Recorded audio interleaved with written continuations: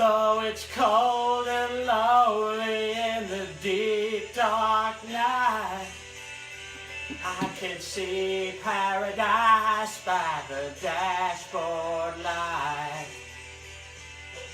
Cold and lonely in the deep dark night.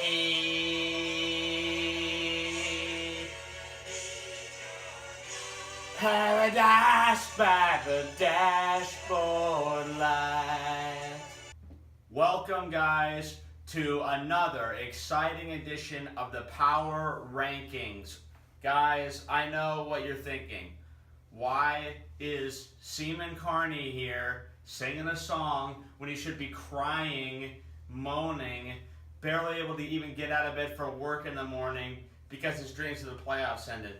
Well, guys, Seaman Carney has got the answer for you, and the answer is this. I'm not Seaman Carney anymore. That's right, folks.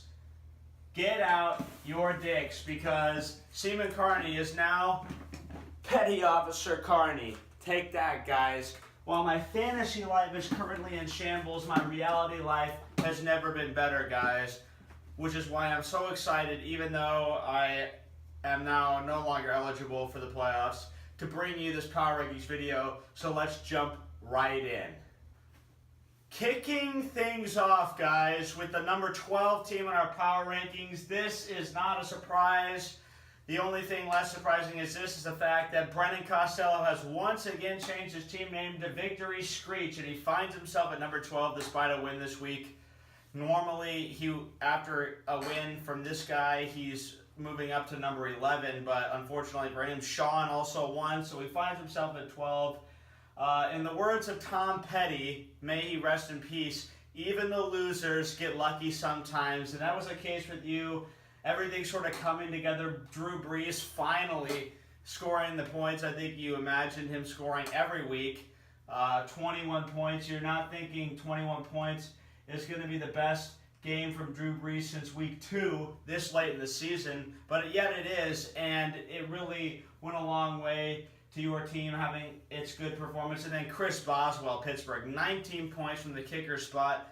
As soon as this happened, I think Pablo was kind of shaking in his shoes, wondering, could I actually lose to such a shitty team? And the answer is yes, you can lose to such a shitty team. Your biggest performer, perhaps the best guy arguably on your team this year, has been Zach Ertz. He got 0. And yet it doesn't even matter when you have a couple of lemons like Alex Collins and Dion Lewis finally getting their heads out of their asses and having performances that really reflect professional athletes more so than junior college bench warmers like they have been performing. So you have done well this week. I don't expect this to last, but I would definitely encourage you to enjoy this while you can. Congrats, and hopefully you can knock off some of these top teams and make things a little bit interesting here coming down the stretch. All right, guys, let's move on to the number 11 team in the Power Rankings. And coming in here at number 11, we are talking about, what's your new team name now? Lamborghini Lurkin. Sorry, I had a brain fart on your newest of many team names, Sean, but you are number 11, and 105 points, that's pretty solid. And 2 weeks in a row now, you have not only won, but it hasn't even been like you've been scraping by. You've just got legitimate point numbers. Guys that normally shit themselves every week have been doing better lately. Brandon Cooks, 20 points. The guy just had a couple of big weeks this year, but this week was one of them. Alshon Jeffrey, another guy. Aguilar has sort of gone downhill lately. Jeffrey has gone up. The last 3 weeks, I believe Alshon Jeffrey, yes, has had double digits in all of them. So he is finally sort of realizing his potential there. Obviously too late to save your season, but at least you salvaged some pride and made things a little bit more interesting, beating OGAP this week. Sean, nice job. 11 points, or 11 spot in our Power Rankings. Hopefully you stay there. Calm down. I would hate to have you move ahead of me. Hopefully that doesn't happen, though. Looking forward, though, to seeing you try and sort of get some momentum going towards next season. So we'll see how that goes. And that's it for you. Alright guys, it's time for that unfortunate part of the video where I have to complain again about how I lost this week, okay? Now, this is the latest in a long line of disasters for me. Obviously, crap for me again this week. Didn't actually do that bad, but just got shit on by Solly. And in the spirit of the holidays, I have decided to make a list of things that I am not thankful for this week, and really this whole season. So, number one on that list, Jordan Reed. Holy shit, guys. I get this trade for Adam Thielen and Dez Bryant. I still win that trade, but Jordan Reed, who was really the guy that I was hoping would really help my season, what the fuck, man? This guy, okay, his hamstrings are more similar to string cheese than they are hamstrings. They're so weak. Absolutely putrid stuff from Jordan Reed. What a fucking loser. I get this guy in a trade. I'm expecting him to fix my season-long tight end problem ever since Greg Olsen got injured, and he doesn't fucking do it. Screw you, Jordan Reed. You're not top of the list. Second, and very close second, Terrell Pryor. What happened to this guy, Terrell Pryor, this season, okay? Last year, he was a stud in Cleveland with terrible quarterback play, and then he's going to Washington this year with Kirk Cousins, and I'm thinking, this is can't miss. This is all-time great stuff right here. A great athlete, great receiver, going to a great quarterback, and then what the fuck happens? He totally shits himself, has one game this year where he gets a touchdown, one game where he gets over 10 points as my second or third round pick, I can't remember which. Just disastrous stuff from him, all right? This guy, Terrell Pryor, hates stable quarterback situations more than Charlie Sheen hates stable marriages or telling people that he has AIDS. Fucking pick one. And finally, number 3 on my list of things I am not thankful for this fantasy season, more specific to this week though, is frickin' Buck Allen. This guy has been pretty good, a solid performer for me ever since I picked him up. Has had multiple weeks of scoring a touchdown, doing some good things for me as far as I'm concerned.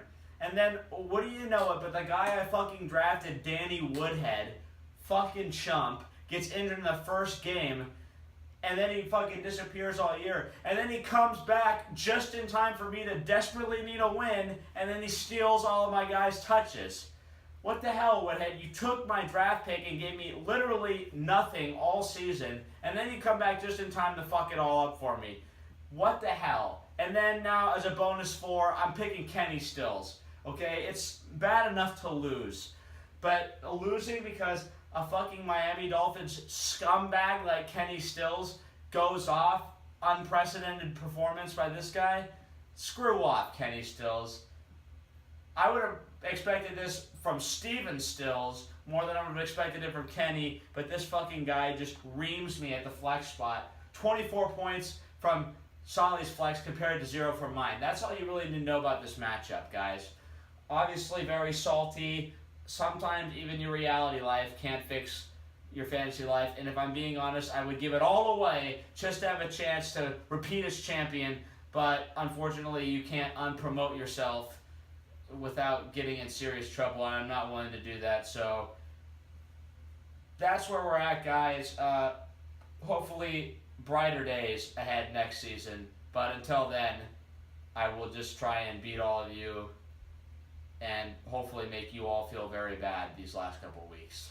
All right, guys, let's talk number 9. And full disclosure, guys, my memory for once has failed me because I literally forgot that this person was even in the league. He's so irrelevant that I accidentally ranked myself lower than him. But Cam Wattenslogger and Ajay Hard 2, Ajay Harder, who he ain't a giant shit these last few weeks.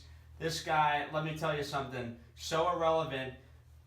Early on in the season, you were looking like your least favorite president, Donald Trump. But now your roster is so weak and you're just getting bullied. The rest of this league now is looking like Donald Trump, and you're sitting here looking like Jeb Bush, just getting blasted off the stage every single time. You know, so Jeb Lautenschlager here, getting fucking screwed. Thought he should have been higher in the rankings, criticized him, and then farts out a couple of sub-70s. Fucking nailed it, right? Let's take a look at why. Stephon Diggs, this guy is so irrelevant now that Adam Thielen is going off, just being left by the wayside. Juju Smith-Schuster, a guy that's got a cool name. You can play him sometimes, but he's not super reliable each and every week. And then Jake Elliott getting injured in the middle of the game. That certainly didn't help. Biggest story here, Kareem Hunt. What happened to this guy? He was scoring huge numbers every week. What a shoo-in. And then all of a sudden, he's freaking choking all over the place. 7 points this week. 3 catches for 4 yards. His receiving, which was such a big part of his game early in the year, seems to have completely gone out of his game. The Chiefs have suffered, and he has also suffered these last few weeks. Cam, the roster's not looking great. It is looking so weak at this point, and I really don't have much more to say than that. Better luck next year. Obviously, last year you had the easiest schedule ever. This year you're not getting so lucky, and it's really showing in the quality of your team. All right, guys, number 8 time. I hate to say it, but it's Mind the O-Gap and Austin Porter. I was so excited about this team early on in the season. It was a good team. Excited to get new players, really jazzed up, ready to rock and roll. And then, you know, speaking of rock and roll, it's a fall from grace we've seen from this team that is, you know, comparable, I think, to Elvis, going from the very, very height of power to absolute nothingness.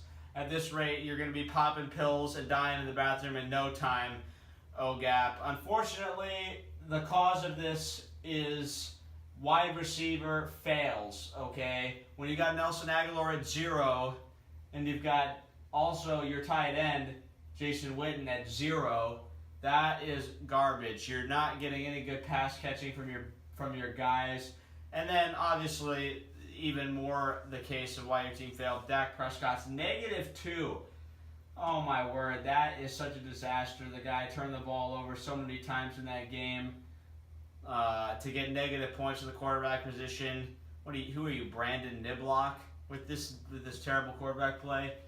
I don't know what you're trying to be at this point. The running back situation was actually good, and obviously your defense killed it again.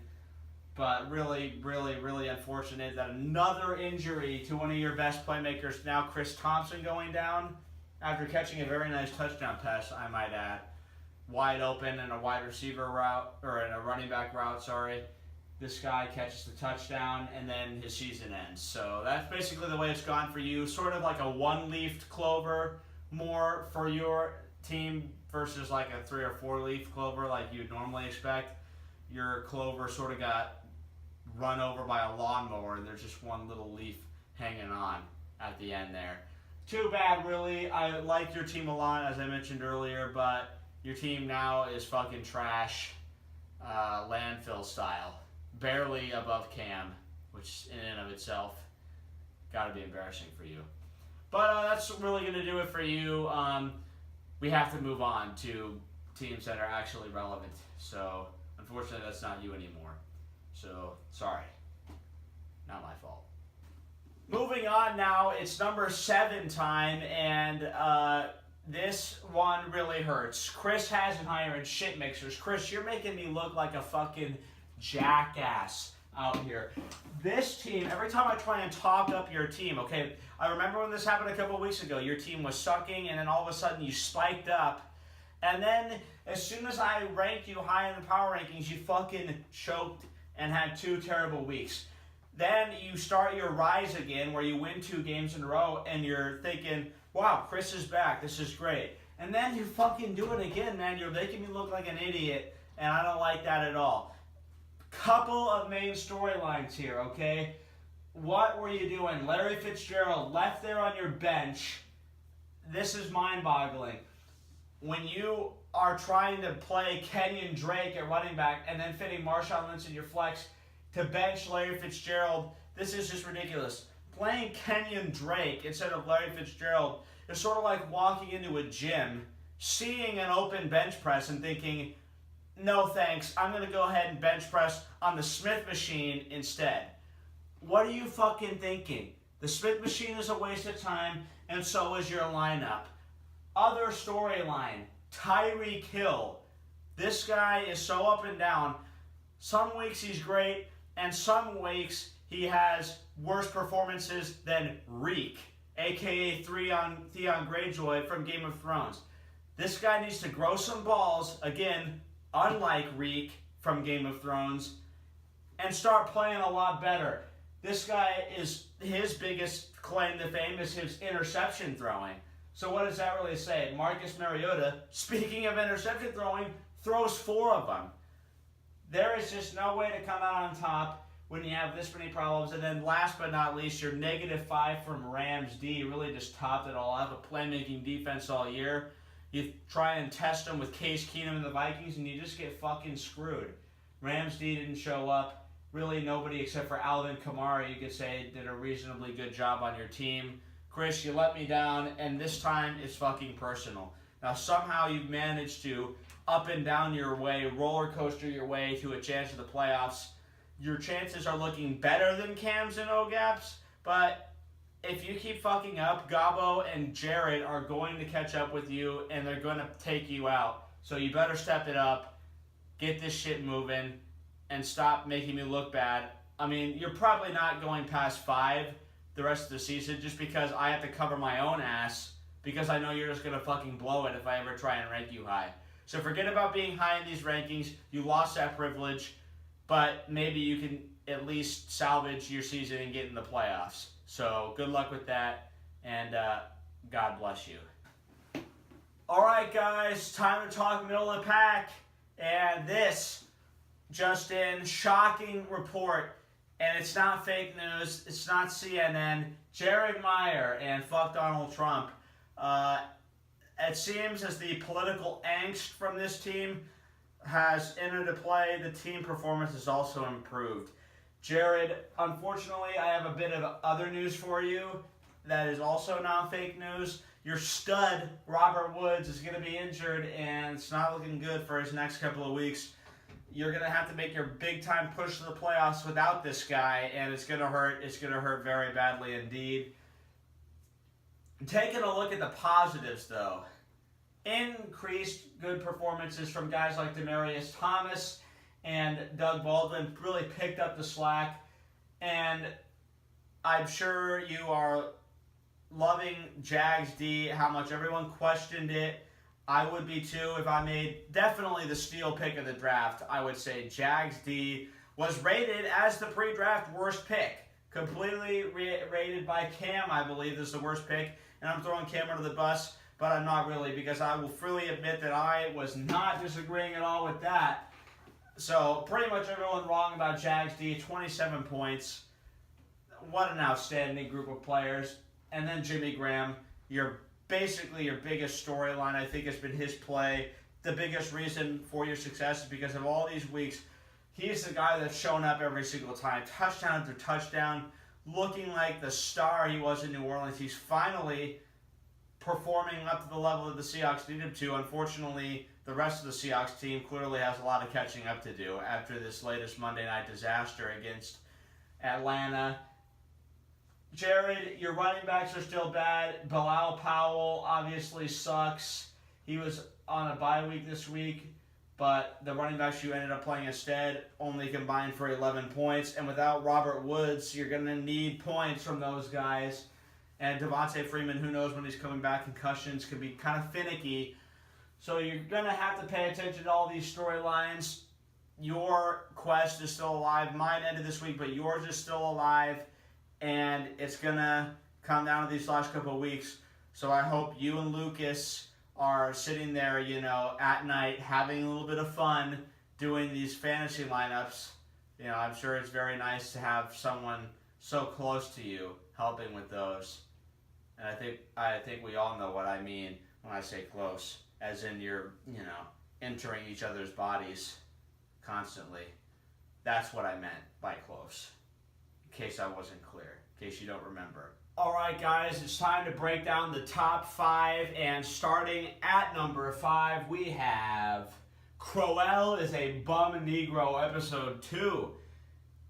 The first movie was bad when it was Brennan Costello. Usually, you don't remake the terrible movie and make a sequel to it. What is this, Sharknado? And yet, you have made the sequel because you stuck on the Crowell train 1 week too long. I raved about how you used him last week to get 15 points, but what you could have done was taken him out of your lineup, and spoiler alert, you've got a guy by the name of Samaje Perine on your bench that might have done pretty well this week, but you didn't do that. You didn't make the smart move, and you can't just get all your players injured and make these crazy comebacks and get these wins if you're making dumb moves. And then you did another one where you started Jared Goff instead of Matt Ryan. I still think you're losing this week in spite of those 2 moves. Your team just didn't perform super well this week. Kai Forbath missing 2 field goals. The Forbath effect not looking good. And with a name like Kai, you know, he's not the first guy named Kai to miss a couple of field goals. Nibs knows a little bit about that from his experience with the Hawaiian guy on the Texans. And a long line of failed kicker experiments along with Young Ho Koo from the Chargers. Anyway, this is not Nib's ranking, this is yours, and unfortunately it's not good. You seem to be more on your way out of the top 5 versus on your way in. Sad state. It's really too bad that your team had so many bad things happen to it because you looked so good early in the season, and obviously that is now in major distress. Your team is in a lot of distress, much like my asshole right now, so I got to take a really big shit. Probably that Raisin Bran I ate earlier. You know me, always on that Raisin Bran life. But your team definitely needs some fiber, and by fiber I just mean better players. Code words.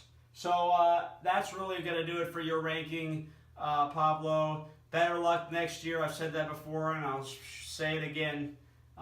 It just wasn't your year this year because of all these injuries. So good luck next year. Hopefully you don't draft a guy who gets frickin' suspended.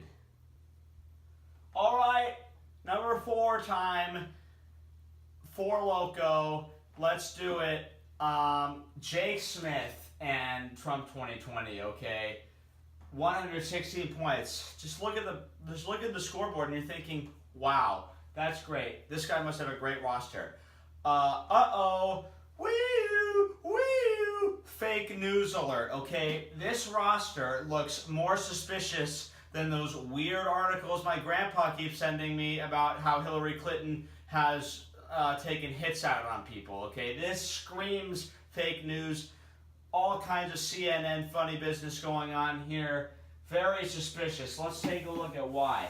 Okay, first and foremost, you had a lot of performances that were very unremarkable in your lineup. Derek Carr, 13 from quarterback. No one's impressed by that. Jerick McKinnon, more and more recently, just looking like he's getting shoved by the wayside so that Latavius Murray can come in and sweep up all those goodies.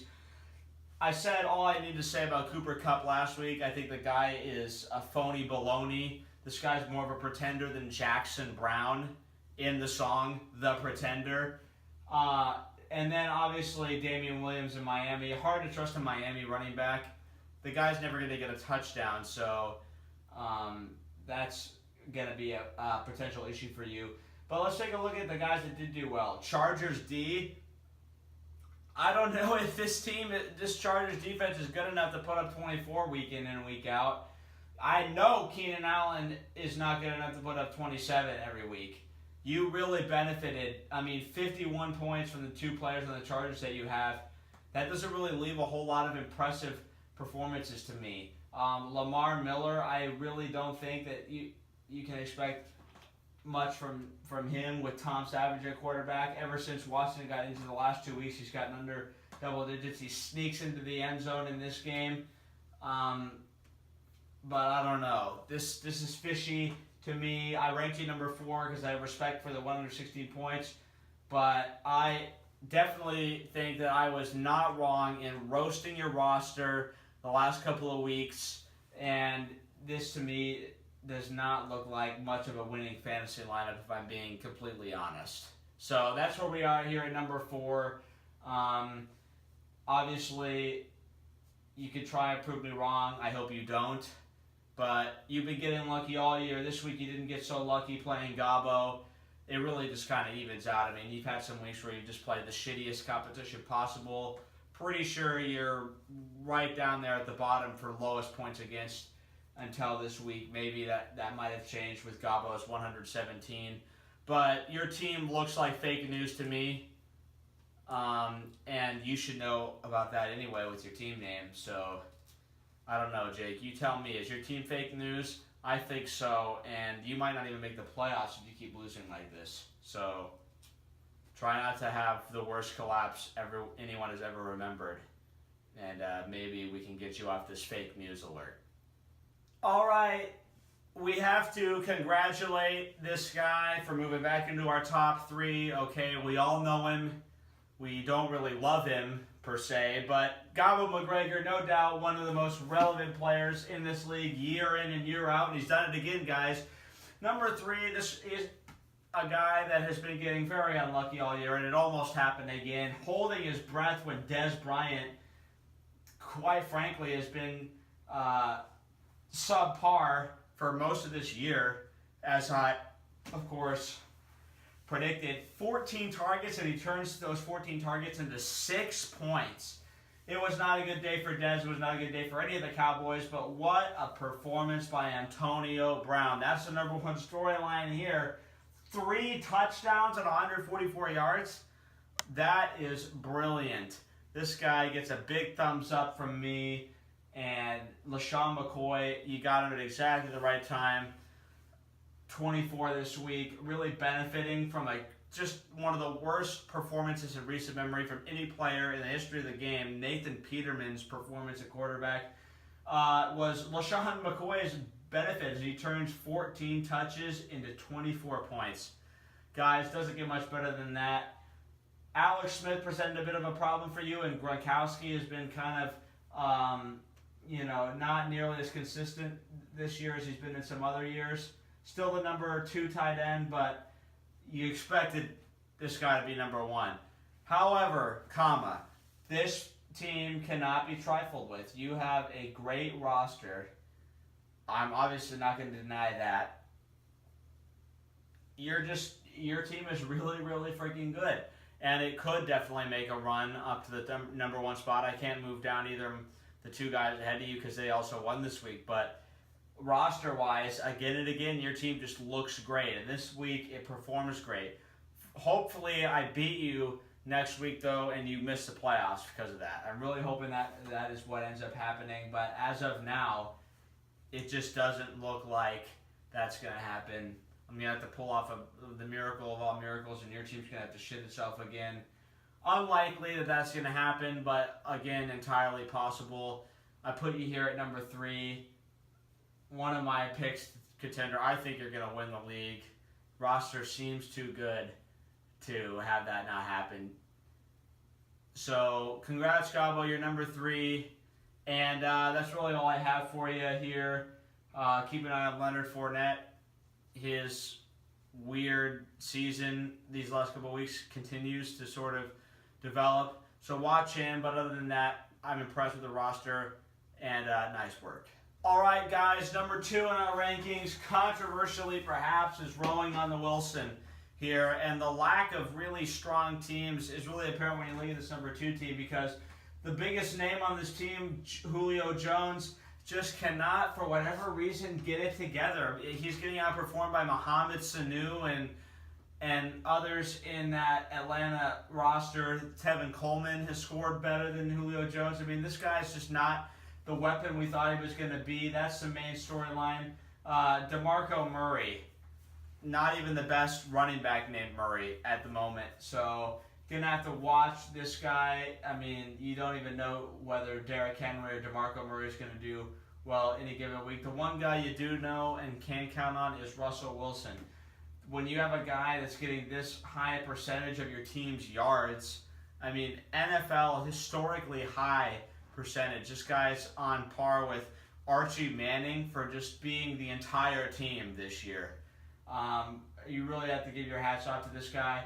Travis Kelce, okay, I think Kansas City now may realize that they need to have only Alex Smith throwing passes, okay? Because they've got these freaking guys trying to throw these passes. I don't know what they're thinking, what Andy Reid's doing, but Kelce winds up throwing an interception this week at the tight end spot, just like Tyreek Hill.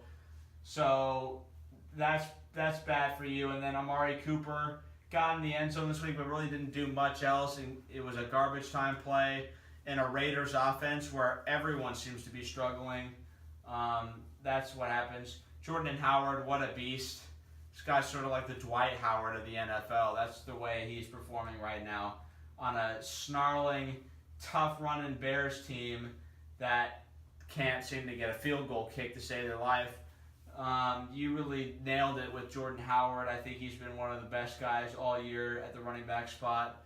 So this team at number 2, I had pause. I was thinking about moving Gabo up. You won this week and you have a much better record, but your roster is just okay at this point. Joe Mixon is just not that good. His yards per carry is just laughable, really. And then Devontae Adams, the numbers say to play this guy because somehow he is the only one in the freaking world that is benefiting from Brett Hundley playing at quarterback. But he is doing much better. You could play him, but it's so risky with Hundley. The guy can't freaking play. It's just as simple as that. The guy can't play. So no one knows whether that's a smart move or not. You have a lot of underperformers on your team. DeMarco Murray, Julio Jones, and Amari Cooper. Might as well call this 2016 champions, because if you had all these guys last year, you'd be absolutely dominating. But this year, not so much. They've been, frankly, mediocre, all of them. Cooper, you could even say, it's just been flat out bad.